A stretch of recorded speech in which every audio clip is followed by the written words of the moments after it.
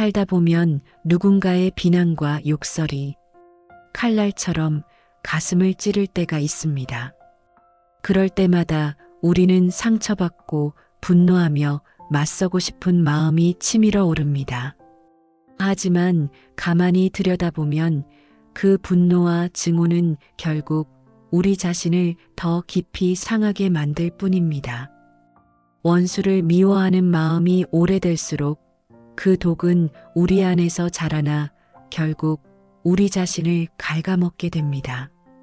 세상은 선악이 뒤섞여 흘러가지만 그 안에서 어떤 마음을 품느냐에 따라 우리의 삶은 천국도 지옥도 될 수 있습니다. 어느 봄날 한 제자가 깊은 시름에 빠진 채 부처님 곁에 앉았습니다. 그의 얼굴에는 며칠 밤을 설친 듯한 피로와 분노가 뒤섞여 있었습니다. 손은 주먹을 쥐었다 폈다를 반복했고 눈빛에는 억울함과 원망이 가득했습니다. 스승님, 저는 요즘 한 사람 때문에 너무 괴롭습니다. 제자의 목소리는 떨리고 있었습니다.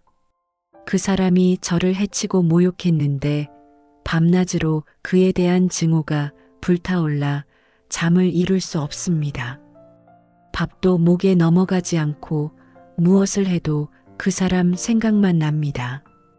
이런 나쁜 사람을 어떻게 용서할 수 있겠습니까? 부처님께서는 제자의 모습을 조용히 바라보셨습니다. 그 눈빛에는 깊은 연민이 담겨 있었습니다. 마치 병든 자식을 바라보는 어머니의 마음처럼 따뜻하면서도 걱정스러운 표정이었습니다. 그대여, 부처님께서 잔잔하지만 힘있는 목소리로 말씀하셨습니다.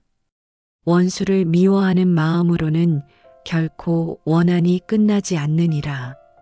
미움은 미움을 낳고 증오는 증오를 키울 뿐이니라. 마치 불에 기름을 부으면 더 크게 타오르듯 미움에 미움을 더하면 그 불길은 걷잡을 수 없이 번져나가느니라. 오직 자비로운 마음으로만이 원한의 사슬을 끊을 수 있느니라. 이것이 영원한 법칙이니라. 제자는 부처님의 말씀을 듣자마자 고개를 저었습니다. 얼굴에는 이해할 수 없다는 표정이 역력했습니다. 하지만 스승님, 그 사람이 저에게 한 일을 생각하면 도저히 용서할 수 없습니다. 제자의 목소리가 점점 격해졌습니다. 그는 저의 명예를 땅에 떨어뜨렸고 제 가족들까지 모욕했습니다. 심지어 저의 생계까지 위협했습니다. 이런 악한 사람에게 자비를 베푼다는 것이 말이 됩니까? 제가 자비를 베푼다 한들 그 사람이 바뀔 리도 없고 오히려 저만 손해를 보는 것 아닙니까? 부처님께서는 제자의 격앙된 모습을 차분히 바라보며 고개를 끄덕였습니다. 그 모습에는 꾸짖음이나 실망이 아닌 깊은 이해가 담겨 있었습니다. 그대의 마음을 이해한다. 그대가 받은 상처가 얼마나 깊은지, 그 분노가 얼마나 정당한지도 안다. 하지만 그대는 자비를 그 사람을 위한 것이라 생각하는구나. 부처님의 목소리는 더욱 부드러워졌습니다. 그러나 자비는 무엇보다 그대 자신을 위한 것이니라. 미움이라는 독을 품고 있는 한 그대의 마음은 평안할 날이 없느니라. 독이라고 하셨습니까? 제자가 의아한 표정으로 물었습니다. 그렇다. 미움은 마치 독과 같아서 그것을 품고 있는 이를 서서히 병들게 하느니라. 그대를 보라.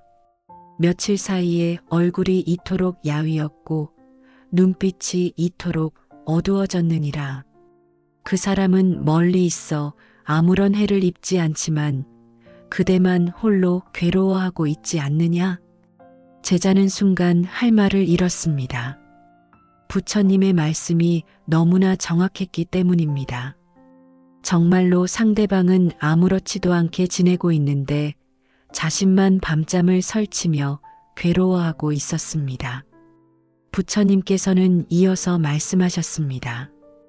그대가 타오르는 숯을 맨손으로 잡고 누군가에게 던지려 한다면 그 숯에 먼저 타는 것은 바로 그대의 손이니라. 미움도 그와 같아서 남을 해치려는 마음이 먼저 그대 자신을 태우느니라. 설사 그 숯을 상대방에게 던진다 하더라도 그대의 손은 이미 타버린 후가 아니겠느냐? 제자는 자신의 손을 바라보았습니다. 정말로 뜨거운 숯을 쥐고 있는 것처럼 아픈 것 같았습니다. 그는 잠시 침묵했다가 조심스럽게 물었습니다. 그렇다면 스승님, 악한 사람들이 저지르는 나쁜 행위는 그냥 받아들여야 한다는 말씀입니까? 선악의 구분도 없이 무조건 참고 견뎌야 합니까?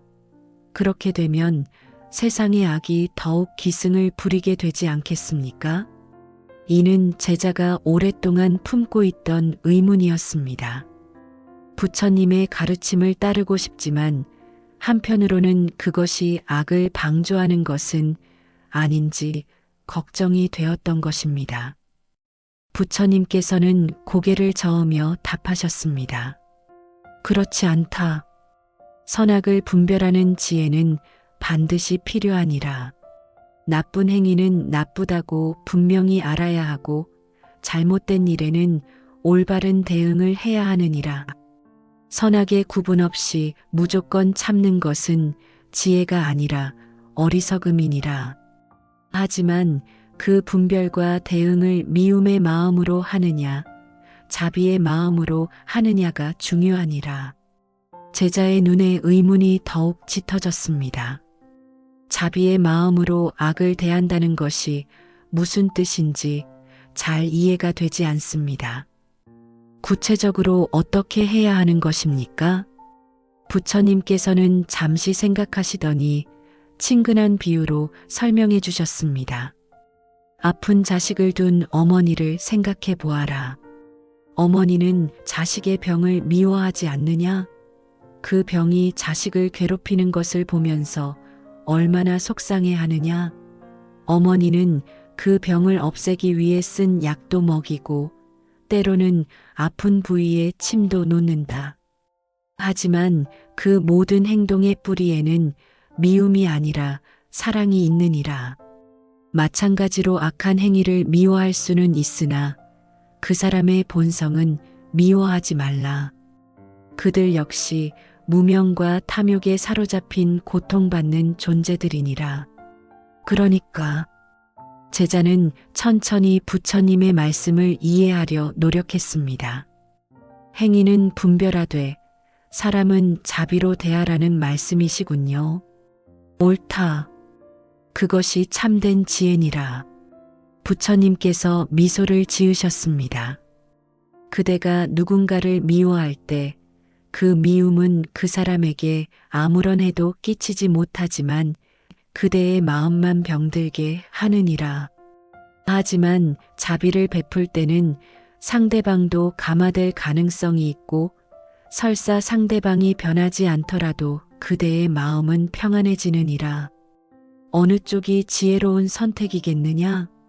제자는 부처님의 말씀에 깊은 인상을 받았지만 여전히 실천하기는 어려워 보였습니다. 이론적으로는 이해가 되지만 실제 그 상황에 닥쳤을 때 과연 자비로운 마음을 유지할 수 있을지 확신이 서지 않았습니다. 며칠이 지난 후 제자에게 첫 번째 시험이 찾아왔습니다. 그를 모욕했던 바로 그 사람이 장터에서 마주친 것입니다. 그 사람은 여전히 오만한 표정으로 제자를 바라보며 주변 사람들이 들을 수 있도록 큰 소리로 비아냥거렸습니다. 이런, 요즘은 어떻게 지내시나? 아직도 그 터무니없는 일에 매달리고 있나? 그의 목소리에는 조롱이 가득했습니다. 순간 제자의 가슴에서 분노가 치밀어 올랐습니다. 마치 휘발유에 불이 붙듯 온몸이 달아올랐습니다. 주변 사람들의 시선이 느껴졌고 과거의 모욕이 다시 한번 되살아났습니다. 주먹을 불끈 쥐고 당장 달려가 따지고 싶은 충동이 일었습니다. 하지만 그 순간 부처님의 말씀이 마치 시원한 바람처럼 마음을 스쳐 지나갔습니다. 미움으로는 미움이 끝나지 않는다. 오직 자비로만 끝난다. 미움은 먼저 그대 자신을 태운다.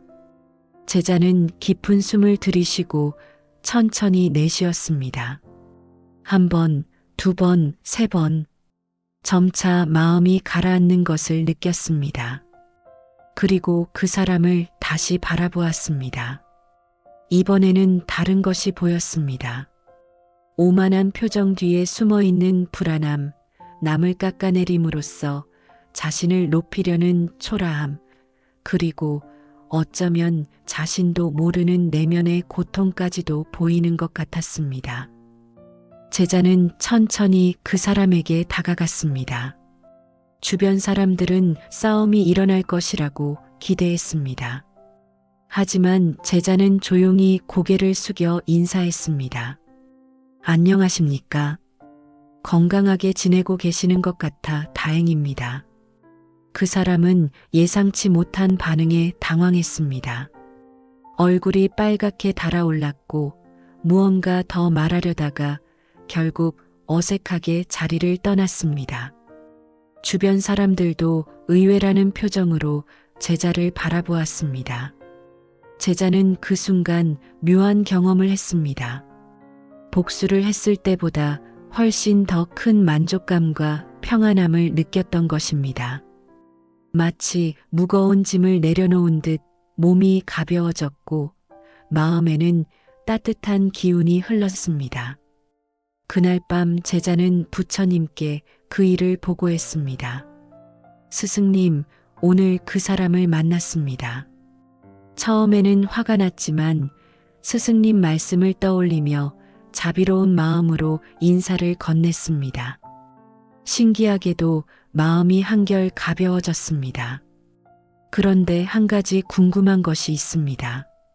무엇이 궁금하냐? 제가 자비로운 마음을 가지려고 노력할 때 처음에는 억지로 하는 것 같아서 어색했습니다. 마치 가면을 쓴 것처럼 어색했는데 이것이 진정한 자비라고 할 수 있을까요? 부처님께서 따뜻하게 웃으셨습니다. 훌륭한 질문이다. 그대는 자비가 처음부터 자연스럽게 우러나와야 한다고 생각하는구나. 하지만 모든 덕목은 처음에는 의식적인 노력에서 시작되느니라. 마치 아이가 걸음마를 배울 때 처음에는 억지로 발을 떼다가 나중에는 자연스럽게 걷게 되듯 자비도 마찬가지니라. 제자는 고개를 끄덕이며 더 자세한 설명을 요청했습니다. 그렇다면 이런 의식적인 노력을 계속하면 언젠가는 자연스러운 자비심이 될 수 있다는 말씀이신가요? 옳다. 그대가 오늘 경험한 것이 바로 그 증거니라.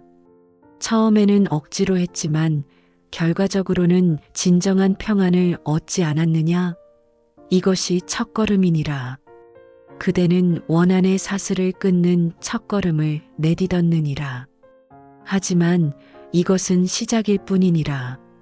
자비는 하루아침에 완성되는 것이 아니라 평생에 걸쳐 기르고 닦아야 할 덕목이니라. 그렇다면 앞으로 어떻게 수행해야 할까요? 매일매일 작은 자비의 행위를 실천하는 것이니라. 화가 날 때마다 잠시 멈추어 상대방의 입장을 생각해보고 미움 대신 이해하려 노력하며 작은 친절이라도 베풀어 보는 것이니라. 그러한 작은 실천들이 쌓여 결국 그대의 본성이 되느니라. 제자는 깊이 새기며 물었습니다. 스승님, 그런데 만약 상대방이 제 자비를 이용해서 더욱 악한 일을 저지른다면 어떻게 해야 할까요? 자비가 악용되는 것을 보면서도 계속 자비를 베풀어야 하는 것입니까? 이는 제자가 품고 있던 또 다른 중요한 의문이었습니다. 부처님께서는 제자의 질문을 듣고 잠시 생각에 잠기셨습니다. 이는 많은 수행자들이 겪는 혼란이었기 때문입니다. 그대의 우려를 이해한다. 자비가 무분별하게 베풀어져서는 안 된다는 것이니라. 참된 자비에는 지혜가 따라야 하느니라. 지혜로운 자비라고 하시면 자비에는 두 가지가 있느니라. 하나는 어리석은 자비이고 다른 하나는 지혜로운 자비이니라. 어리석은 자비는 옳고 그름을 구분하지 않고 무조건 베푸는 것이며 지혜로운 자비는 상대방에게 진정으로 도움이 되는 것이 무엇인지 분별하여 베푸는 것이니라. 제자는 더욱 집중해서 들었습니다. 예를 들어 설명해 주시겠습니까? 술에 빠진 아들을 둔 어머니가 있다고 하자. 어리석은 자비는 아들이 술값을 달라고 할 때마다 주는 것이고 지혜로운 자비는 아들의 술값을 주지 않고 대신 술을 끊도록 도와주는 것이니라. 때로는 단호하게 거절하고 때로는 다른 곳에 맡기기도 하며 아들이 원망할지라도 진정한 치유를 위해 노력하는 것이니라. 아, 그렇다면 자비롭다는 것이 상대방이 원하는 것을 무조건 해주는 것은 아니군요. 바로 그것이다. 진정한 자비는 상대방에게 궁극적으로 도움이 되는 것이 무엇인지를 보는 지혜에서 시작되느니라. 때로는 엄격함이 필요하고 때로는 거절이 필요하며 때로는 거리두기가 필요할 수도 있느니라. 하지만 그 모든 행동의 뿌리에는 미움이 아닌 자비가 있어야 하느니라. 제자는 점점 이해가 되기 시작했습니다. 그렇다면 제가 그 사람에게 자비를 베풀 때 만약 그가 그것을 악용하려 한다면 단호하게 막아도 되는 것이군요. 단 그 마음은 미움이 아닌 자비에서 나와야 하고요. 정확히 그렇다. 그대가 이해한 것이 바로 지혜로운 자비니라. 그때 한 다른 제자가 다가와서 질문했습니다. 스승님, 저도 비슷한 고민이 있습니다. 제가 일하는 곳에 한 동료가 있는데 그는 항상 자기 일을 다른 사람에게 떠넘기고 공을 가로챕니다. 처음에는 자비로운 마음으로 도와주었는데 그가 그것을 당연하게 여기며 더욱 심해졌습니다. 이런 경우는 어떻게 해야 할까요? 부처님께서 고개를 끄덕이시며 답하셨습니다. 좋은 질문이다. 그대가 경험한 것이 바로 어리석은 자비의 결과니라. 그 동료를 위해서도 그대를 위해서도 그리고 다른 동료들을 위해서도 올바른 경계를 설정해야 하느니라. 경계를 설정한다는 것은 그 동료에게 분명하게 말하는 것이니라. 나는 당신을 도와줄 수 있지만 당신이 스스로 해야 할 일까지 대신해 줄 수는 없다고 말이니라. 그리고 실제로 그 경계를 지키는 것이니라. 이것이 그에게도 성장의 기회를 주는 진정한 자비니라. 첫 번째 제자가 다시 물었습니다. 그런데 스승님, 그렇게 경계를 설정하면 상대방이 화를 내거나 원망할 텐데 그런 상황에서도 자비로운 마음을 유지할 수 있을까요? 그것이 바로 진정한 수행이니라. 부처님의 목소리에 깊은 지혜가 담겨 있었습니다. 상대방이 화를 내더라도 그대의 마음은 흔들리지 않아야 하느니라. 왜냐하면 그대는 옳은 일을 하고 있기 때문이니라. 어머니가 아이의 건강을 위해 단 것을 제한할 때 아이가 울고불고 해도 어머니는 동요하지 않느니라. 마찬가지로 지혜로운 자비를 베풀 때는 상대방의 일시적인 불만에 흔들리지 말아야 하느니라. 시간이 흘러 제자는 조금씩 자비의 실천에 익숙해져 갔습니다. 작은 일상에서의 갈등들을 자비로운 마음으로 풀어나가는 경험을 쌓았고, 그럴 때마다 마음의 평안을 느꼈습니다. 하지만 어느 날 더 큰 시험이 찾아왔습니다. 마을에서 한 도둑이 붙잡혔습니다. 그는 여러 집을 털어 많은 사람들에게 피해를 입혔습니다. 특히 제자의 이웃인 홀어머니의 집에서 생활비를 모두 훔쳐가 그녀가 며칠을 굶을 뻔한 일도 있었습니다. 사람들은 그를 향해 분노하며 심한 처벌을 가하려 했습니다. 돌을 던지는 사람도 있었고 매를 들고 달려드는 사람도 있었습니다. 제자도 처음에는 그들과 같은 마음이었습니다. 그 도둑의 행위는 분명히 잘못되었고 많은 사람들이 피해를 입었기 때문입니다. 하지만 군중들의 분노가 점점 격해지는 것을 보며 문득 부처님의 말씀이 떠올랐습니다. 악한 행위는 미워하되 그 사람의 본성은 자비로 대하라. 미움은 미움을 낳고 자비는 자비를 낳는다. 제자는 사람들을 말렸습니다. 여러분, 잠깐만 기다리십시오. 사람들은 제자를 돌아보았습니다. 몇몇은 화난 표정으로 말했습니다. 이런 악한 놈을 두둔하려는 겁니까? 이 도둑 때문에 얼마나 많은 사람이 피해를 입었는데. 그렇지 않습니다. 제자는 차분하지만 단호한 목소리로 말했습니다. 도둑질은 분명 잘못된 행위입니다. 그것을 옹호하는 것이 아닙니다. 하지만 이 사람을 증오하고 폭력을 가하는 것이 과연 문제를 해결하는 길일까요? 그럼 어떻게 하자는 겁니까? 한 사람이 소리쳤습니다. 먼저 왜 그가 이런 길로 빠지게 되었는지 생각해 봅시다. 혹시 굶주림 때문은 아니었을까요? 가족을 위해서는 아니었을까요? 아니면 다른 절박한 사정이 있었던 것은 아닐까요? 사람들은 처음에 제자의 말을 이상하게 여겼습니다. 하지만 조금씩 관심을 보이기 시작했습니다. 제자는 직접 그 도둑에게 다가갔습니다. 도둑은 두려움에 떨고 있었습니다. 당신이 왜 이런 일을 했는지 말해보세요. 우리는 당신을 해치려는 것이 아닙니다. 다만 진실을 알고 싶을 뿐입니다.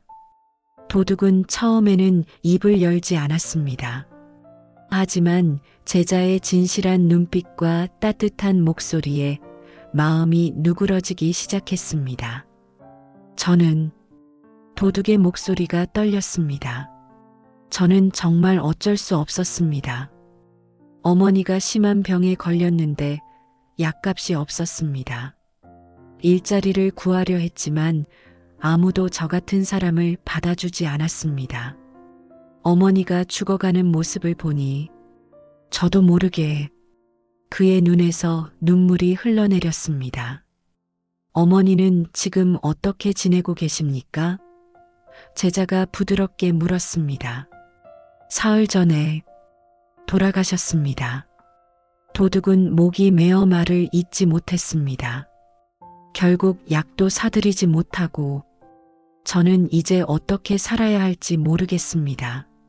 사람들은 이 말을 듣고 조용해졌습니다. 분노가 점점 사그라지고 그 자리에 복잡한 감정들이 스며들었습니다. 제자는 도둑의 어깨에 손을 올렸습니다. 당신의 심정을 이해합니다. 하지만 어머니께서 당신이 이런 길을 걷기를 원하셨을까요? 지금이라도 늦지 않았습니다. 다시 시작할 수 있습니다. 한 마을 사람이 앞으로 나왔습니다. 내 밭에서 일할 사람을 찾고 있었는데 진심으로 뉘우친다면 기회를 주겠소. 다른 사람도 말했습니다. 우리가 훔쳐간 것들을 되돌려받는 대신 당신이 정직하게 살아갈 수 있도록 도와주겠소. 도둑은 바닥에 엎드려 울었습니다. 그것은 절망의 눈물이 아니라 희망의 눈물이었습니다. 정말, 정말 감사합니다. 저는 다시는 이런 일을 하지 않겠습니다. 평생 여러분의 은혜를 잊지 않겠습니다. 그날 마을 사람들은 처벌 대신 용서를 선택했습니다. 도둑은 그 후로 마을에서 가장 성실한 일꾼이 되었고 누구보다 남을 돕는 사람이 되었습니다. 제자는 그날 밤 깊은 감동을 느꼈습니다. 미움 대신 자비를 선택했을 때 일어나는 기적을 직접 목격한 것입니다. 단순히 자신의 마음만 평안해진 것이 아니라 한 사람의 인생이 완전히 바뀌고 마을 전체가 더 따뜻해지는 것을 보았습니다. 부처님께 그 일을 보고하자 부처님께서 미소 지으며 말씀하셨습니다. 이제 그대는 진정한 분별의 지혜를 얻었느니라. 선악을 구분하는 것은 중요하지만 그 구분을 미움이 아닌 자비로 하는 것이 더욱 중요하니라. 그대의 자비가 한 사람의 인생을 바꾸어 놓았을 뿐만 아니라 마을 전체에 자비의 씨앗을 뿌렸느니라. 이것이 바로 자비의 힘이니라. 스승님, 그런데 저는 한 가지 깨달은 것이 있습니다. 제자가 말했습니다. 무엇을 깨달았느냐? 처음에 저는 자비가 약한 것이라고 생각했습니다. 하지만 오늘 경험해 보니 자비야말로 가장 강한 힘인 것 같습니다. 폭력으로는 그 도둑의 마음을 바꿀 수 없었을 텐데 자비는 그의 마음을 완전히 변화시켰습니다. 옳다. 자비는 결코 약함이 아니니라. 세상에서 가장 강한 힘이 바로 자비니라. 칼과 창은 몸을 상하게 할 수 있지만 자비는 마음을 치유하고 영혼을 구원할 수 있느니라. 하지만 제자에게는 아직 풀리지 않는 의문이 있었습니다. 며칠 후 그는 부처님께 솔직히 털어놓았습니다. 스승님, 그런데 세상에는 정말로 악한 사람들도 있지 않습니까? 아무리 자비를 베풀어도 변하지 않는 사람들, 오히려 자비를 약점으로 여기고 더욱 악하게 행동하는 사람들 말입니다. 그런 사람들에게까지 자비를 베풀어야 합니까? 그것이 정말 옳은 일일까요? 이는 제자가 오랫동안 마음 깊이 품고 있던 질문이었습니다. 자비의 힘을 경험했지만 동시에 현실의 복잡함도 알고 있었기 때문입니다. 부처님께서는 제자의 고민을 깊이 이해하셨습니다. 잠시 침묵하신 후 깊은 눈빛으로 제자를 바라보며 말씀하셨습니다. 그대여, 그대의 고민을 이해한다. 이는 모든 자비를 실천하는 이들이 마주하는 중요한 질문이니라. 자비를 베푼다는 것이 악한 행위를 방관한다는 뜻은 아니니라. 때로는 단호한 행동이 필요할 때도 있느니라. 하지만 그 단호함이 미움에서 나오느냐, 자비에서 나오느냐가 중요하니라. 자비에서 나오는 단호함이라니 구체적으로 어떤 의미인지요? 어머니가 아이가 위험한 일을 할 때 엄하게 꾸짖는 것을 생각해 보아라. 어머니는 아이를 미워해서 꾸짖는 것이 아니라 아이를 사랑하기 때문에 꾸짖는 것이니라. 때로는 아이를 방에 가두기도 하고 때로는 좋아하는 것을 빼앗기도 한다. 하지만 그 모든 행동의 뿌리에는 미움이 아닌 사랑이 있느니라. 제자는 점점 이해가 되기 시작했습니다. 그렇다면 악한 사람에게도 때로는 강하게 대응해야 하지만 그 마음은 미움이 아닌 자비에 두어야 한다는 말씀이시군요. 바로 그것이니라. 때로는 강한 행동으로 악을 막아야 할 때가 있느니라. 하지만 그 행동이 또 다른 악을 낳지 않도록 그 마음 깊은 곳에는 미움이 아닌 자비가 있어야 하느니라. 그래야만 그 행동이 치유와 변화의 가능성을 열어두느니라. 부처님께서는 구체적인 예를 들어 설명해 주셨습니다. 예를 들어 한 사람이 계속해서 다른 사람들을 해치고 있다고 하자. 이때 그를 막기 위해 물리적으로 제지하거나 법적 조치를 취하거나 사회에서 격리시키는 것이 필요할 수 있느니라. 이것은 그 사람뿐만 아니라 다른 사람들을 보호하기 위한 자비로운 행위니라. 아, 그렇다면 강한 대응도 자비의 표현일 수 있다는 말씀이시군요. 옳다. 하지만 여기서 중요한 것은 그 행동을 할 때의 마음이니라. 만약 복수심이나 미움으로 행한다면 그것은 또 다른 악을 낳을 뿐이니라. 하지만 진정으로 그 사람과 다른 모든 이들의 안전과 행복을 위해 행한다면 그것은 자비로운 행위가 되느니라. 제자는 더 깊이 묻고 싶었습니다. 그런데 스승님, 실제로 그런 상황에서 미움 없는 마음을 유지하기가 정말 어렵지 않을까요? 특히 그 사람이 계속해서 악한 행위를 반복한다면 말입니다. 그것이 바로 진정한 수행이니라. 부처님의 목소리에는 깊은 이해가 담겨 있었습니다.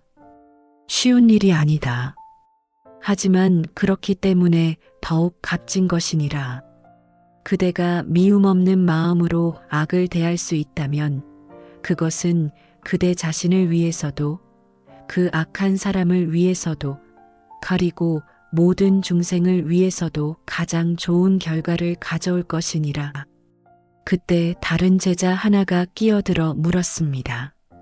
스승님, 그런데 만약 그 악한 사람이 죽을 때까지 변하지 않는다면 어떻게 해야 할까요? 그래도 계속 자비를 베풀어야 하는 것입니까? 부처님께서 잠시 하늘을 바라보시다가 대답하셨습니다. 그대여, 자비를 베푸는 이유가 상대방이 변하기를 바라서만은 아니니라. 물론 상대방이 변한다면 그것은 훌륭한 일이다. 하지만 설사 상대방이 변하지 않더라도 그대가 자비를 베푸는 것 자체에 의미가 있느니라. 어떤 의미입니까? 첫째, 그대 자신의 마음이 평안해지느니라. 미움을 품고 살 때와 자비를 품고 살 때 어느 쪽이 더 행복한가? 둘째, 그대의 자비는 다른 사람들에게 좋은 영향을 미치느니라. 비록 그 악한 사람은 변하지 않더라도 그대의 자비를 보는 다른 사람들은 감화를 받을 것이니라. 셋째, 그대는 악의 사슬을 끊고 있는 것이니라. 미움으로 미움에 맞서면 미움은 계속 퍼져나가지만 자비로 미움을 만나면 그 사슬이 끊어지느니라. 첫 번째 제자가 깊이 고개를 끄덕였습니다. 그렇다면 자비는 결과를 바라고 베푸는 것이 아니라 그 자체가 목적이라는 말씀이시군요. 정확히 그렇다. 자비는 수단이 아니라 목적 그 자체니라. 그대가 자비로운 마음을 가지는 순간 그대는 이미 승리한 것이니라. 시간이 흘러 제자는 점점 더 깊은 경험을 하게 되었습니다. 큰 사건뿐만 아니라 일상의 작은 일들에서도 자비를 실천해 보기 시작했습니다. 어느 날 아침 제자는 시장에서 한 상인과 손님이 다투는 모습을 보게 되었습니다. 상인이 판 과일이 상했는데 손님은 환불을 요구하고 상인은 거부하고 있었습니다. 둘의 목소리는 점점 높아졌고 주변 사람들이 모여들기 시작했습니다. 예전의 제자라면 그냥 지나쳤거나 아니면 누군가의 편을 들어 개입했을 것입니다. 하지만 이제 그는 다른 접근을 시도해보고 싶었습니다. 제자는 조용히 그들에게 다가가서 말했습니다. 실례합니다. 제가 중재를 도와드릴까요? 둘 다 화가 나 있었지만 제자의 차분한 태도에 일단 대답했습니다. 이 사람이 상한 과일을 팔아놓고 바꿔주지도 않습니다. 손님이 소리쳤습니다. 손님이 과일을 잘못 보관했을 수도 있잖아요. 제가 어떻게 확인합니까? 상인도 맞섰습니다. 제자는 각각의 입장을 들어본 후 두 사람 모두를 이해한다는 표정으로 말했습니다. 손님께서는 돈을 주고 산 과일이 상해서 속상하시겠네요. 그리고 상인분께서는 억울하게 손실을 보게 될까봐 걱정이시고요. 둘 다 이해할 만한 입장입니다. 두 사람은 제자의 말에 조금씩 마음이 누그러졌습니다. 그런데 이렇게 해보면 어떨까요? 제자가 제안했습니다.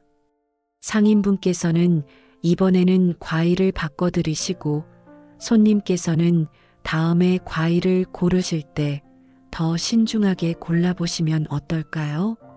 그리고 저도 조금 보태서 이 문제로 인한 마음의 상처를 치유하는데 도움이 되었으면 합니다. 제자는 자신의 주머니에서 작은 돈을 꺼내어 상인에게 주었습니다. 두 사람은 놀랐습니다. 전혀 상관없는 사람이 자신의 돈까지 내가며 문제를 해결하려 한다는 것에 감동을 받았습니다. 정말 고맙습니다. 제가 너무 성급했습니다. 손님이 고개를 숙였습니다.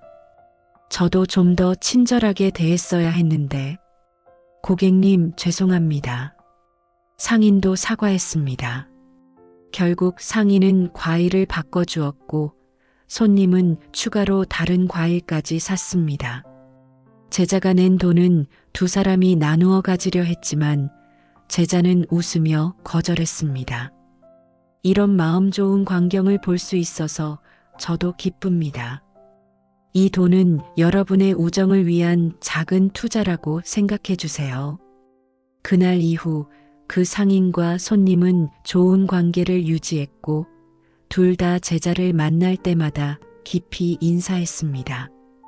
이런 작은 경험들이 쌓이면서 제자는 자비가 단지 큰 문제에만 적용되는 것이 아니라 일상의 모든 순간에 적용될 수 있다는 것을 깨달았습니다.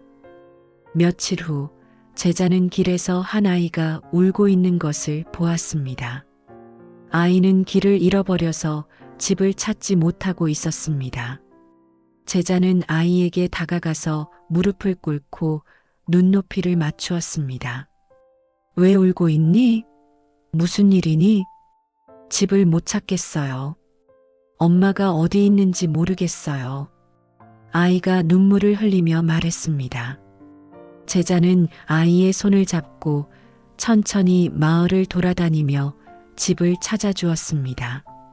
1시간이 넘게 걸렸지만 결국 아이의 집을 찾았습니다. 아이의 어머니는 제자에게 깊이 감사했습니다. 정말 고맙습니다. 만약 당신이 아니었다면. 제자는 웃으며 답했습니다. 누구나 할 수 있는 일이었습니다. 저도 언젠가 도움이 필요할 때가 있을 테니까요. 이처럼 작은 자비의 행위들을 실천하면서 제자는 자신의 마음이 점점 더 평안해지고 따뜻해지는 것을 느꼈습니다. 동시에 주변 사람들도 그를 보는 눈이 달라졌습니다. 사람들은 그를 믿을 만한 사람, 따뜻한 사람으로 여기기 시작했습니다. 하지만 자비를 실천하면서 제자는 새로운 어려움에도 직면했습니다.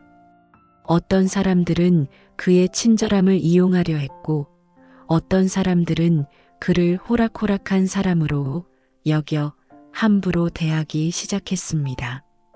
특히 한 청년이 문제였습니다. 그는 제자가 도와준 일이 몇 번 있었는데 그것을 당연하게 여기며 점점 더 무리한 요구를 하기 시작했습니다. 돈을 빌려달라고 하다가 나중에는 자신의 일까지 대신 해달라고 했습니다. 처음에는 제자도 도와주었습니다.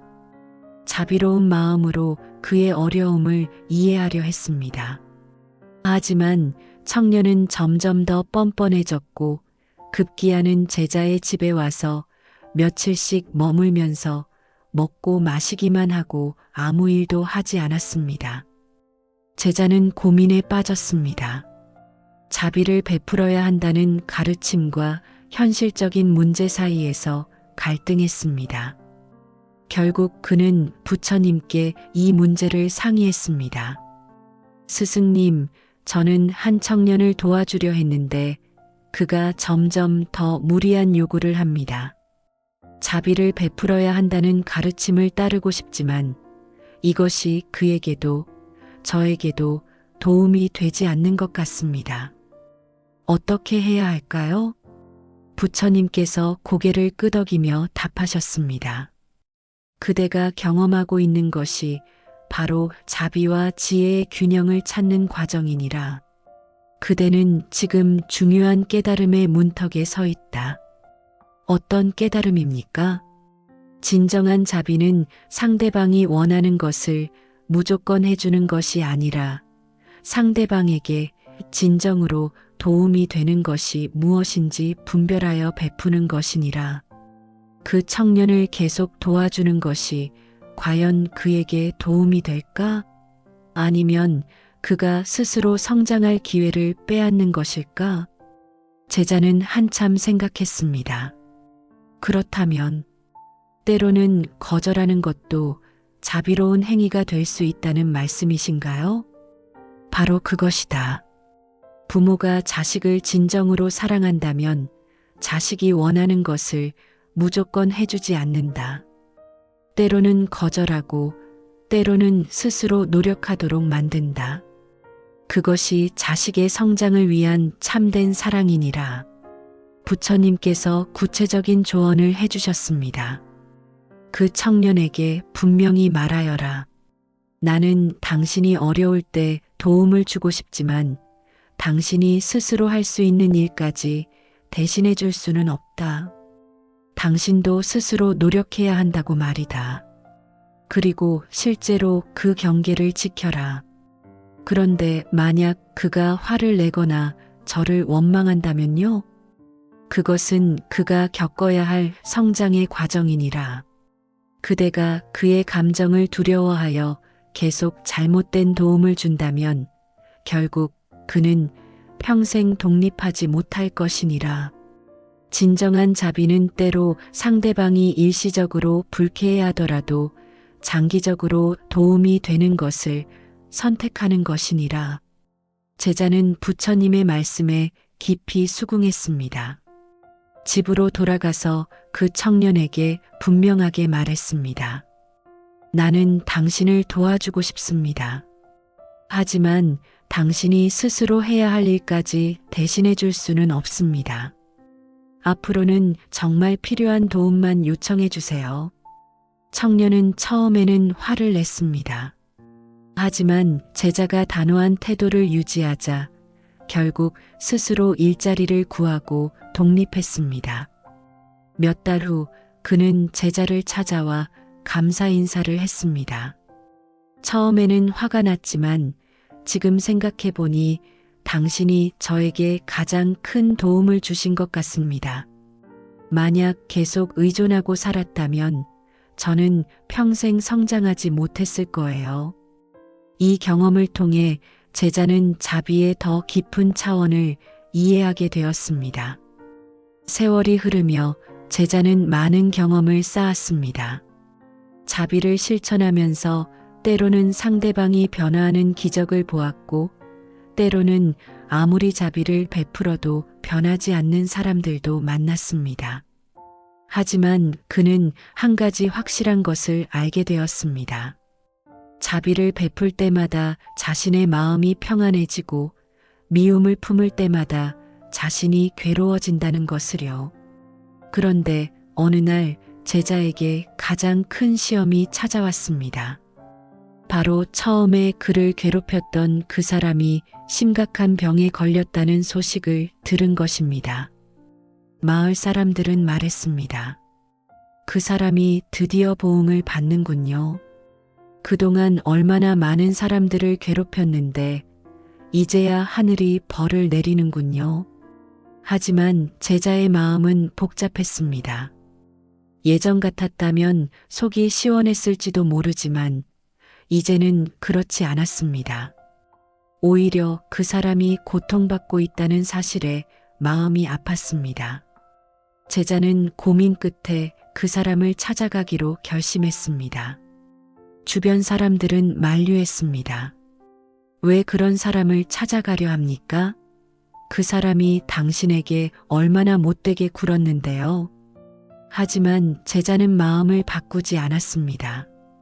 그 사람의 집을 찾아가 보니 정말로 심하게 앓고 있었습니다. 가족들도 모두 떠나고 혼자 있었습니다. 제자는 그의 곁에 앉아서 물 한 잔을 떠다 주었습니다.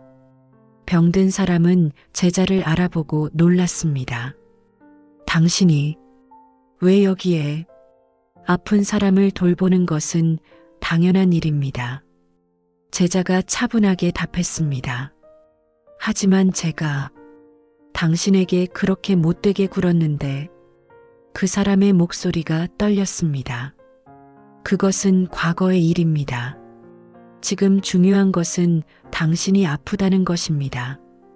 제자는 며칠 동안 그 사람을 돌보았습니다. 약을 구해다 주고 음식을 만들어 주고 몸을 닦아 주었습니다. 아무 말 없이 그저 필요한 것들을 해 주었습니다. 병든 사람은 점점 마음이 누그러졌습니다. 처음에는 경계하고 의심했지만 제자의 진실한 마음을 느끼게 되었습니다. 왜 저 같은 사람을 도와주시는 겁니까?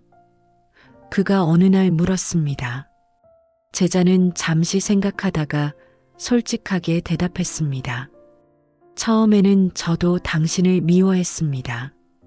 정말 깊이 미워했지요. 그런데 제가 배운 것이 있습니다. 미움으로는 미움이 끝나지 않는다는 것을 말입니다. 오직 자비로만 끝날 수 있다는 것을요. 그 사람의 눈에서 눈물이 흘러내렸습니다. 저는 정말 나쁜 사람이었습니다.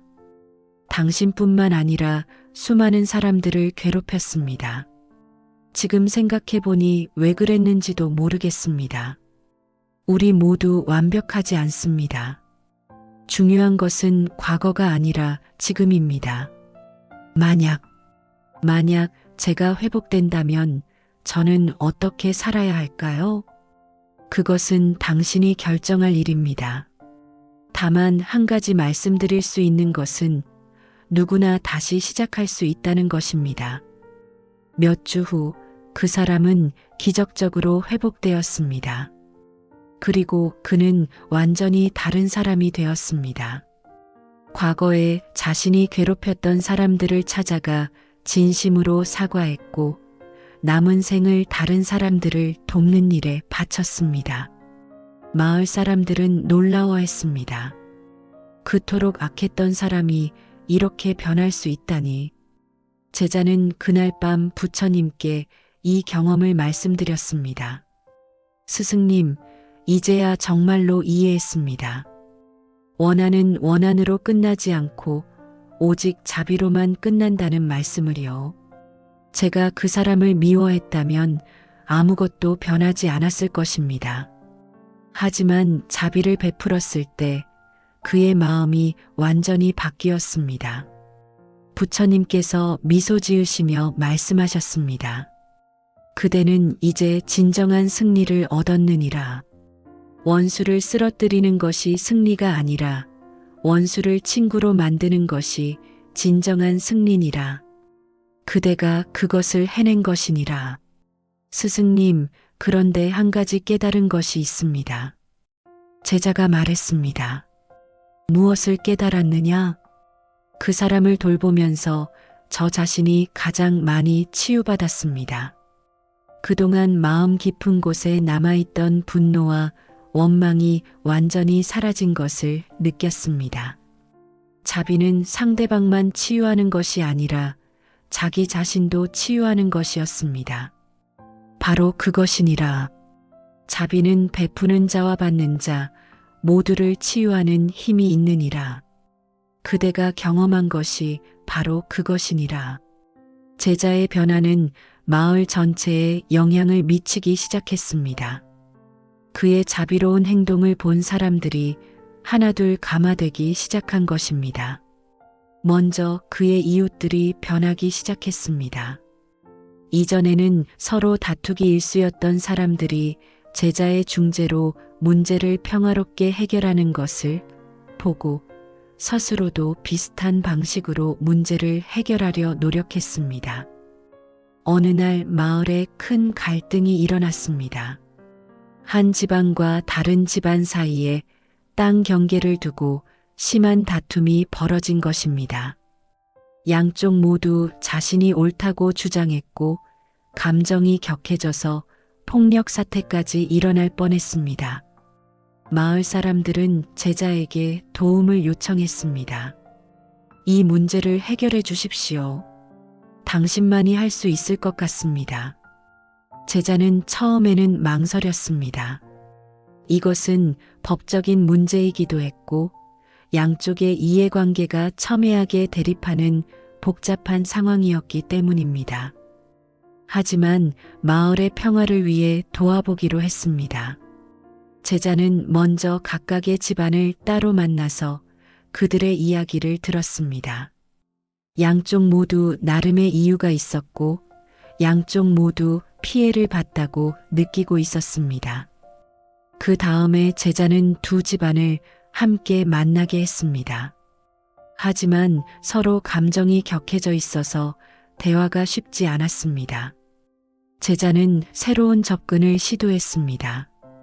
여러분, 잠시 이 땅의 문제는 제쳐두고 다른 이야기를 해보겠습니다. 두 집안 모두 이 마을에서 오랫동안 살아오신 분들이시죠? 그렇습니다. 양쪽이 대답했습니다. 그동안 서로 도움을 주고받은 적이 있으실 텐데 혹시 기억나는 일이 있으신가요? 한 집안의 어르신이 말했습니다. 글쎄요. 몇 년 전에 우리 집에 불이 났을 때 저쪽 집에서 도와주신 적이 있었죠. 다른 집안의 어르신도 말했습니다. 우리 아들이 아팠을 때 저쪽에서 약을 구해다 주신 적도 있고요. 제자는 이런 이야기들을 더 많이 나누도록 했습니다. 점차 두 집안은 과거의 좋은 관계를 떠올리게 되었고 감정이 누그러지기 시작했습니다. 그 후에 제자는 땅 문제에 대해 이야기했습니다. 이 땅이 정확히 누구 것인지는 저도 모르겠습니다. 하지만 한 가지 확실한 것은 여러분이 오랫동안 좋은 이웃으로 살아왔다는 것입니다. 이 작은 땅 때문에 그런 소중한 관계가 깨져서는 안 되지 않을까요? 양쪽 모두 고개를 끄덕였습니다. 그렇다면 이렇게 해보시는 것은 어떨까요? 그 땅을 공동으로 사용하시는 겁니다. 번갈아 가며 농사를 짓거나 아니면 함께 농사를 지어서 수확을 나누어 가지시는 거죠. 두 집안은 잠시 생각하더니 이 제안에 동의했습니다. 결과적으로 이들은 이전보다 더욱 친밀한 관계가 되었고 그 땅도 더 잘 가꾸어졌습니다. 이 일이 알려지자 마을의 다른 갈등들도 비슷한 방식으로 해결되기 시작했습니다. 사람들은 문제가 생겼을 때 먼저 상대방의 입장을 이해하려 노력했고 서로를 이기려 하기보다는 함께 해결책을 찾으려 했습니다. 마을 전체의 분위기가 바뀌었습니다. 예전에는 사소한 일로도 다툼이 잦았지만 이제는 평화롭고 화목한 마을이 되었습니다. 어느 날 제자는 부처님께 이런 질문을 드렸습니다. 스승님, 저는 자비의 힘을 경험하면서 많은 것을 배웠습니다. 그런데 한 가지 궁금한 것이 있습니다. 왜 사람들은 처음부터 자비롭게 살지 않는 걸까요? 자비가 이렇게 좋은 것인데 말입니다. 부처님께서 잠시 생각하시더니 답하셨습니다. 그대여 사람들이 자비롭게 살지 않는 이유는 여러 가지가 있느니라. 첫째는 무명 때문이니라. 사람들은 자비의 진정한 힘을 모르고 있느니라. 미움과 분노가 자신을 괴롭힐 뿐이라는 것을 깨닫지 못하는 것이니라. 그렇다면 두 번째 이유는 무엇입니까? 두려움 때문이니라. 사람들은 자비를 베풀면 상처받을 것이라고, 손해를 볼 것이라고 두려워하느니라. 자비가 약함의 표현이라고 잘못 생각하는 것이니라. 제자는 고개를 끄덕였습니다. 자신도 처음에는 그런 두려움이 있었기 때문입니다. 세 번째 이유는 습관 때문이니라. 사람들은 어려서부터 경쟁하고 싸우는 것에 익숙해져 있느니라. 누군가 나를 해치면 맞받아치는 것이 자연스럽다고 생각하느니라. 그렇다면 네 번째 이유는 자존심 때문이니라. 사람들은 자신이 손해보는 것을 참지 못하느니라. 설사 그것이 장기적으로는 이익이 된다는 것을 알아도 당장 눈앞의 손해는 받아들이기 어려워하느니라. 부처님께서 이어서 말씀하셨습니다. 하지만 이 모든 이유들은 사실 착각에서 비롯되느니라. 진정한 자비는 약함이 아니라 가장 큰 힘이며, 손해가 아니라 가장 큰 이익이며, 자신을 낮추는 것이 아니라 가장 높이는 길이니라. 그렇다면 어떻게 해야 사람들이 이것을 깨달을 수 있을까요? 말로 설명하는 것보다는 실제로 보여주는 것이 더 효과적이니라. 그대가 지금까지 해온 것처럼 말이니라. 그대의 자비로운 행동을 본 사람들이 하나둘 변하기 시작하지 않았느냐? 제자는 그 말씀에 깊이 공감했습니다. 실제로 많은 사람들이 제자의 행동을 보고 변화하기 시작했기 때문입니다. 스승님, 그런데 때로는 제가 자비를 베풀 때 진짜 자비심에서 우러나오는 것인지, 아니면 다른 사람들에게 좋게 보이려는 마음에서 하는 것인지 헷갈릴 때가 있습니다. 이는 제자가 솔직히 털어놓는 고민이었습니다. 부처님께서 이해한다는 표정으로 말씀하셨습니다. 그것은 매우 솔직하고 중요한 질문이니라. 진정한 자비와 가식적인 친절을 구분하는 것은 중요하니라. 어떻게 구분할 수 있습니까? 첫째, 그대의 마음을 살펴보아라. 자비를 베풀 때 마음이 평안하고 자연스럽다면 진정한 자비이고, 억지스럽고 부담스럽다면 가식적인 것일 가능성이 높으니라. 그렇다면 두 번째 방법은 결과를 보아라. 진정한 자비는 베푸는 이와 받는 이 모두에게 도움이 되느니라. 하지만 가식적인 친절은 장기적으로는 도움이 되지 않느니라. 세 번째는요, 동기를 살펴보아라. 만약 그대가 다른 사람들의 인정이나 칭찬을 바라고 있다면 그것은 진정한 자비가 아니니라. 진정한 자비는 아무도 보지 않는 곳에서도 아무런 보상을 바라지 않고도 베풀 수 있는 것이니라. 제자는 이 말씀들을 깊이 새겼습니다. 앞으로는 더욱 진실한 마음으로 자비를 실천하려고 다짐했습니다. 시간이 흘러 제자는 이제 마을에서 가장 존경받는 사람 중 하나가 되었습니다. 사람들은 어려운 일이 있을 때마다 그에게 조언을 구했고, 그의 중재로 수많은 갈등이 평화롭게 해결되었습니다. 하지만 제자는 자만하지 않았습니다. 여전히 매일 자신의 마음을 살피고 더욱 깊은 자비를 실천하려 노력했습니다. 어느 날 먼 마을에서 한 젊은이가 찾아왔습니다. 그는 제자의 소문을 듣고 가르침을 구하러 온 것이었습니다.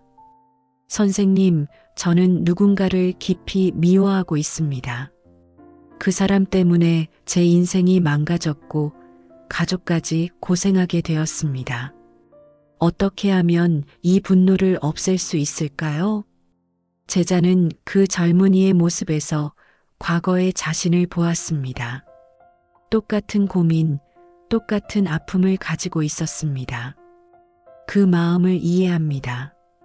저도 그런 경험이 있었거든요. 제자는 자신의 이야기를 천천히 들려주었습니다. 처음에 어떻게 미움에 사로잡혔는지, 부처님께 어떤 가르침을 받았는지, 어떻게 조금씩 변화해 왔는지를 상세히 말해 주었습니다. 젊은이는 그 이야기를 들으며 눈물을 흘렸습니다. 정말 그런 변화가 가능한 것입니까? 가능합니다. 저도 했으니까요. 하지만 쉽지는 않습니다. 많은 노력과 시간이 필요합니다. 제자는 젊은이에게 구체적인 방법들을 알려주었습니다. 매일 상대방의 입장에서 생각해보는 연습, 작은 친절을 베푸는 연습, 분노가 일어날 때 잠시 멈추고 호흡하는 방법 등을 젊은이는 며칠 동안 머물며 제자에게서 많은 것을 배웠습니다. 그리고 자신의 마을로 돌아가서 배운 것을 실천하기 시작했습니다. 몇 달 후 그 젊은이에게서 편지가 왔습니다. 선생님, 저는 조금씩 변하고 있습니다. 아직 완전하지는 않지만 예전처럼 분노에 휩쓸리지는 않게 되었습니다. 그리고 놀랍게도 제가 미워했던 그 사람도 조금씩 변하고 있는 것 같습니다. 선생님의 가르침이 정말 맞는 것 같습니다. 원한은 원한으로 끝나지 않고 자비로만 끝나는 것 같습니다. 제자는 그 편지를 읽으며 깊은 기쁨을 느꼈습니다. 자신이 받은 가르침이 다른 사람에게도 도움이 되고 있다는 것이 감사했습니다. 그 후로도 많은 사람들이 제자를 찾아왔습니다. 각자 다른 문제를 가지고 있었지만 근본적으로는 모두 같은 고민이었습니다. 미움과 분노, 원망과 복수심으로 괴로워하는 것이었습니다. 제자는 그들 모두에게 같은 가르침을 전했습니다. 미움으로는 미움이 끝나지 않고 오직 자비로만 끝날 수 있다는 것을. 어느 날 제자는 부처님께 이런 고백을 했습니다. 스승님, 저는 이제 알겠습니다. 제가 처음에 원했던 것은 상대방을 이기는 것이었습니다. 그를 굴복시키고 제가 옳다는 것을 증명하고 싶었습니다. 하지만 이제는 그런 승리가 진정한 승리가 아니라는 것을 알겠습니다. 그럼 진정한 승리는 무엇이라고 생각하느냐? 자기 자신의 마음을 이기는 것입니다. 미움과 분노, 원망과 복수심을 이기는 것입니다. 그리고 그것을 자비로 바꾸는 것입니다. 부처님께서 깊이 고개를 끄덕이셨습니다. 옳다. 세상에서 가장 어려운 싸움은 남과의 싸움이 아니라 자기 자신과의 싸움이니라. 그리고 가장 위대한 승리는 자기 자신을 이기는 것이니라. 스승님, 그런데 제가 또 하나 깨달은 것이 있습니다. 무엇을 깨달았느냐? 진정한 승리자는 아무도 패배자를 만들지 않는다는 것입니다. 제가 자비를 베풀었을 때 상대방도 승리했고 저도 승리했습니다. 마을 사람들도 모두 승리했습니다. 모두가 승리자가 되는 것, 그것이 진정한 승리인 것 같습니다. 부처님께서 환하게 웃으셨습니다. 그대는 이제 완전히 이해했구나. 자비의 승리는 혼자만의 승리가 아니라 모든 이의 승리니라. 그것이 바로 자비의 위대함이니라. 제자는 그날 밤 깊은 평안함을 느꼈습니다. 마음속 깊이 남아있던 마지막 응어리까지도 완전히 사라진 것을 느꼈습니다. 이제는 누구를 미워할 이유도, 누구에게 복수하고 싶은 마음도 전혀 남아있지 않았습니다.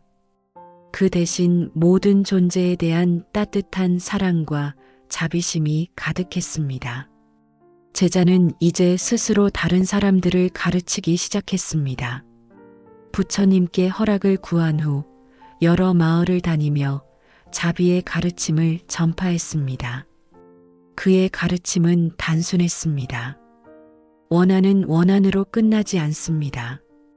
오직 자비로만 끝납니다. 이것은 영원히 변하지 않는 진리입니다. 하지만 그는 단순히 말로만 가르치지 않았습니다.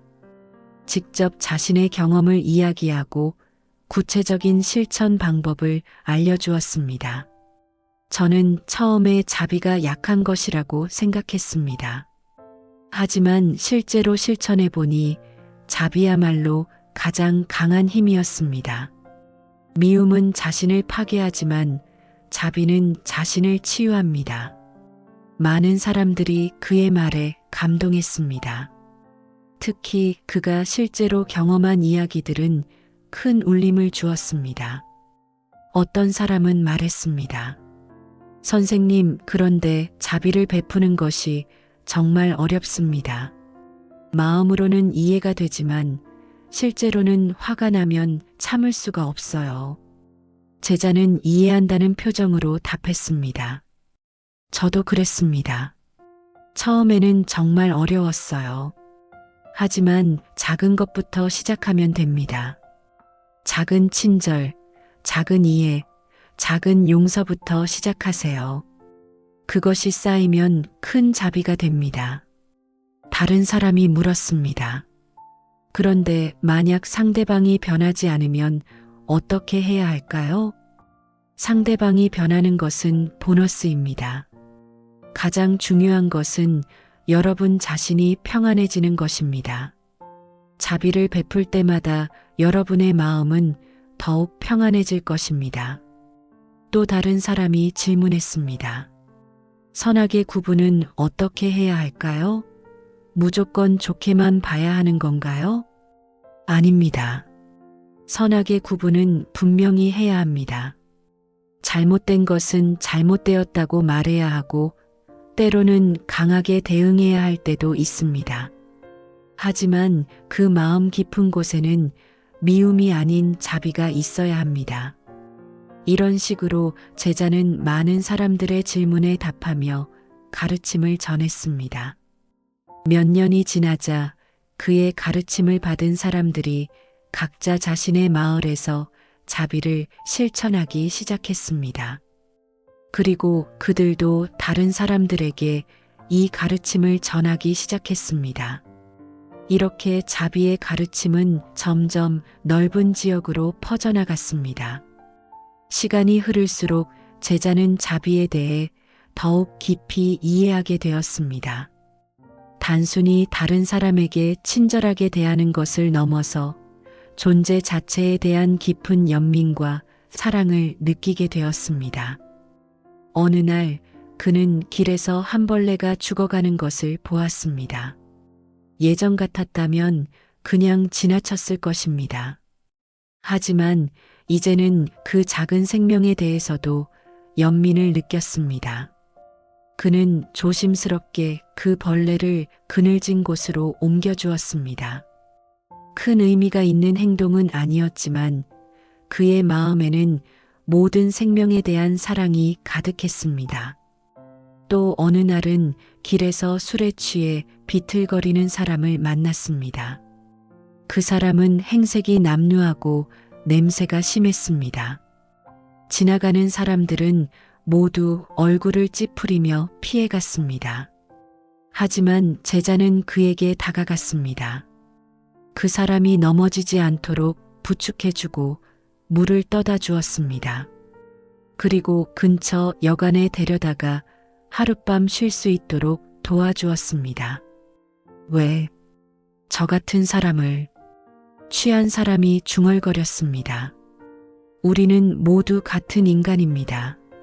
누구나 어려운 때가 있을 수 있어요. 이런 작은 행동들을 통해 제자는 자비가 단순히 좋은 사람에게만 베푸는 것이 아니라 모든 존재에게 베풀어야 한다는 것을 깊이 깨달았습니다. 그는 부처님께 이런 경험을 말씀드렸습니다. 스승님, 처음에는 자비를 특정한 사람들에게만 베푸는 것이라고 생각했습니다. 하지만 이제는 모든 존재에게 자비를 느끼게 됩니다. 이것이 진정한 자비인 것 같습니다. 부처님께서 미소 지으시며 답하셨습니다. 그렇다. 참된 자비는 분별하지 않느니라. 좋아하는 사람에게만 자비를 베푸는 것은 아직 완전한 자비가 아니니라. 모든 존재에게 똑같이 자비를 베풀 수 있을 때 그것이 진정한 자비니라. 그런데 스승님, 때로는 이런 생각이 듭니다. 제가 이렇게 모든 존재를 사랑한다고 하지만 정말로 진실한 사랑일까요? 혹시 제가 스스로를 속이고 있는 것은 아닐까요? 이는 제자의 솔직한 고민이었습니다. 자비를 실천하면서도 때로는 자신의 마음이 진실한지 의문이 들 때가 있었습니다. 부처님께서 이해한다는 표정으로 말씀하셨습니다. 그대가 그런 의문을 가지는 것 자체가 그대의 자비가 진실하다는 증거니라. 만약 가짜 자비라면 그런 의문조차 가지지 않을 것이니라. 진정한 수행자는 항상 자신을 돌아보고 점검하느니라. 그렇다면 어떻게 하면 더욱 진실한 자비를 가질 수 있을까요? 계속 실천하는 것이니라. 자비는 생각으로 완성되는 것이 아니라 행동으로 완성되느니라. 그대가 매일 자비로운 행동을 할 때마다 그대의 자비는 더욱 진실해지고 깊어지느니라. 제자가 자비 수행을 시작한 지 수십 년이 흘렀습니다. 이제 그는 머리카락이 희끗희끗해진 나이 많은 현자가 되어 있었습니다. 많은 사람들이 그를 스승으로 모셨고 그의 가르침은 멀리까지 퍼져나가 있었습니다. 그런데 어느 날 그에게 마지막 시험이라 할 만한 일이 일어났습니다. 한 젊은 청년이 제자를 찾아왔습니다. 그는 매우 거칠고 공격적인 성격의 사람이었습니다. 그는 제자의 가르침을 비웃으며 도전장을 내밀었습니다. 자비니 뭐니 하는 것들이 모두 헛소리라고 생각합니다. 세상은 강한 자가 이기는 곳입니다. 당신의 가르침이 정말 옳다면 저를 바꿔보십시오.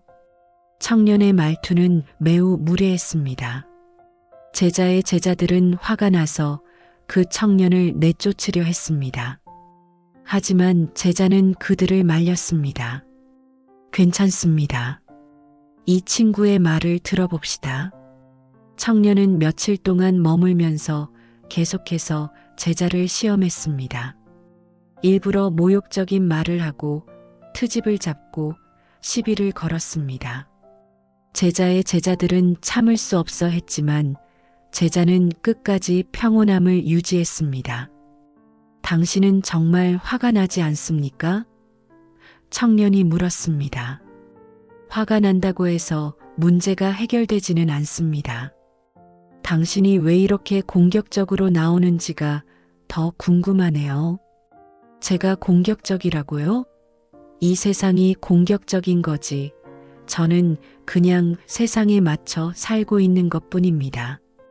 그렇다면 그 공격적인 세상 때문에 당신이 행복한가요? 청년은 잠시 말을 잇지 못했습니다. 사실 그는 전혀 행복하지 않았기 때문입니다. 제자는 계속 말했습니다. 저도 예전에는 당신과 비슷했습니다. 세상이 불공평하다고 생각했고 모든 사람이 적으로 보였습니다. 하지만 그렇게 살 때는 정말 괴로웠습니다. 그럼 지금은 행복하십니까?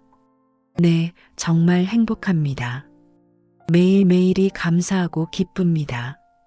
청년은 며칠 더 제자를 관찰했습니다. 그리고 정말로 제자가 진심으로 평안하고 행복해 보인다는 것을 알게 되었습니다. 어떻게 그런 마음을 가질 수 있습니까?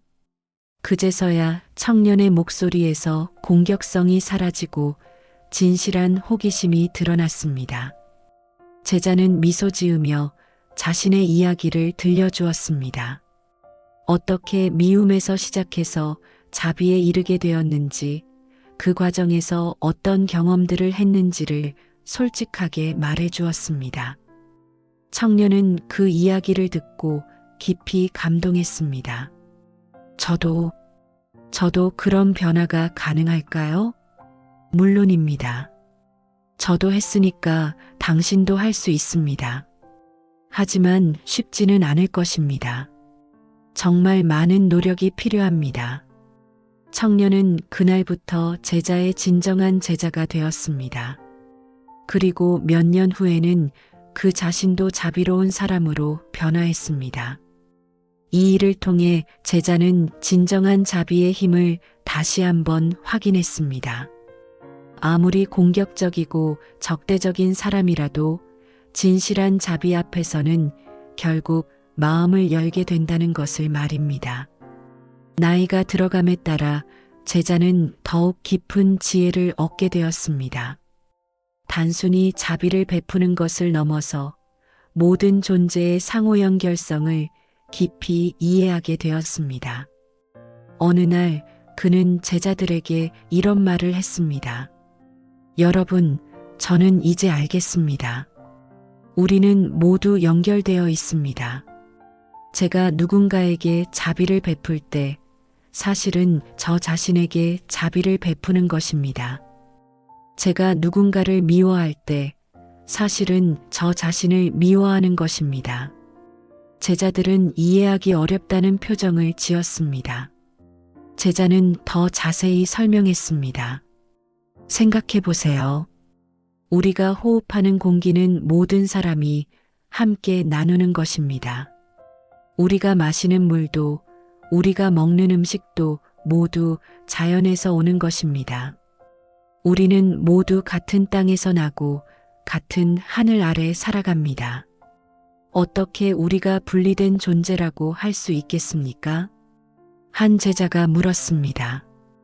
그렇다면 악한 사람도 저와 연결되어 있다는 말씀입니까? 그렇습니다. 악한 사람도 본래는 순수한 마음을 가지고 태어났습니다. 다만 무명과 탐욕에 사로잡혀 잘못된 길을 걸을 뿐입니다. 그들도 우리와 같은 고통을 느끼고 같은 행복을 원합니다. 그렇다면 우리는 어떻게 살아야 할까요? 모든 존재를 자신처럼 사랑하고 모든 존재의 행복을 자신의 행복처럼 여기며 살아야 합니다. 그것이 진정한 깨달음의 삶입니다. 이런 가르침을 통해 제자들은 더욱 깊은 자비심을 기를 수 있었습니다. 어느 날 제자는 부처님께 마지막 보고를 드렸습니다. 스승님, 저는 이제 마음속에서 완전히 모든 원한이 사라졌습니다. 누구를 미워할 이유도, 누구에게 복수하고 싶은 마음도 전혀 남아있지 않습니다. 오히려 모든 존재에 대한 깊은 사랑과 연민만이 가득합니다. 부처님께서 깊이 고개를 끄덕이시며 말씀하셨습니다. 그대는 이제 진정한 해탈을 얻었느니라. 원한의 사슬에서 완전히 벗어난 것이니라. 이제 그대의 마음은 맑은 거울과 같아서 모든 것을 있는 그대로 비추되 그 어떤 것에도 물들지 않느니라. 스승님, 그런데 제가 가장 감사하게 생각하는 것은 무엇인지 아십니까? 무엇이냐? 바로 처음에 저를 괴롭혔던 그 사람입니다. 만약 그가 저를 괴롭히지 않았다면 저는 이런 깊은 가르침을 받을 기회도 없었을 것이고 이런 깊은 평안도 얻지 못했을 것입니다. 그분이야말로 저의 가장 큰 스승이었습니다. 부처님께서 환하게 웃으셨습니다. 그것이 바로 완전한 지혜니라. 적을 스승으로 여기고 고통을 성장의 기회로 여기며 모든 경험에 감사할 수 있을 때 그대는 완전히 자유로운 존재가 된 것이니라. 앞으로 저는 어떻게 살아야 할까요? 그대가 받은 가르침을 더 많은 사람들에게 전하여라. 그대의 경험이 다른 이들에게도 희망과 용기를 주리라. 미움에 빠진 사람들에게 자비의 길이 있음을 보여주어라. 그 후로도 제자는 오랫동안 사람들을 가르쳤습니다.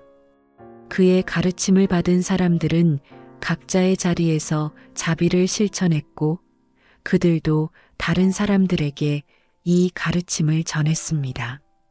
이렇게 원한은 원한으로 끝나지 않고 오직 자비로만 끝난다는 가르침은 점점 넓은 세상으로 퍼져나갔습니다. 어떤 사람은 가정에서 이 가르침을 실천하여 화목한 가정을 이루었고 어떤 사람은 직장에서 이 가르침을 실천하여 갈등을 평화롭게 해결했습니다. 또 어떤 사람은 사회에서 이 가르침을 실천하여 공동체의 평화에 기여했습니다. 제자는 이런 변화들을 보며 깊은 기쁨을 느꼈습니다. 자신 하나의 변화가 이렇게 많은 사람들에게 영향을 미칠 수 있다는 것에 감사했습니다. 세월이 흘러 제자도 나이가 들어 세상을 떠날 때가 되었습니다. 그의 마지막 말은 이러했습니다. 여러분, 제가 평생에 걸쳐 배운 것을 한마디로 요약하면 이것입니다. 원한은 원한으로 끝나지 않습니다. 오직 자비로만 끝납니다. 이것은 영원히 변하지 않는 진리입니다. 미움을 품고 사는 것은 스스로를 도구로 채우는 것과 같습니다. 하지만 자비를 품고 사는 것은 스스로를 감롯으로 채우는 것입니다. 악한 행위는 분별하되 그 사람은 자비로 대하십시오. 미움 대신 자비를 선택하는 그 순간 여러분의 마음에 진정한 평화가 찾아올 것입니다. 이것이 제가 평생에 걸쳐 경험하고 확인한 진리입니다. 부디 여러분도 이 길을 걸어가시기 바랍니다. 그의 마지막 말을 들은 사람들은 모두 깊이 감동했습니다. 그리고 그들은 이 가르침을 자신들의 자녀와 제자들에게 전했습니다. 이렇게 법구경 6구절의 가르침은 세대를 이어가며 계속 전해졌습니다. 그리고 지금도 어디선가 이 가르침을 듣고 미움에서 자비로, 분노에서 평안으로 변화하는 사람들이 있을 것입니다. 오늘 전해드린 말씀처럼 원한은 원한으로 끝나지 않습니다. 오직 자비로만 끝날 수 있습니다. 이것은 2500년 전 부처님께서 말씀하신 법구경의 가르침이며 지금도 여전히 유효한 영원한 진리입니다.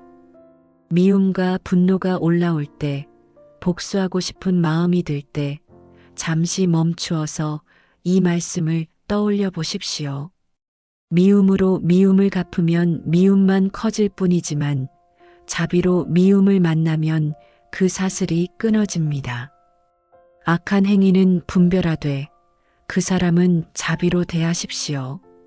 그것이 그 사람을 위한 길이기도 하지만 무엇보다 여러분 자신을 위한 길입니다. 미움을 품고 사는 것은 스스로를 도구로 채우는 것이고 자비를 품고 사는 것은 스스로를 감롯으로 채우는 것입니다. 부디 이 말씀들이 여러분의 하루에 평화와 지혜를 더해주기를 기원합니다. 언제나 부처님의 자비와 광명이 함께 하시길 바랍니다. 나무 아미타불 관세음보살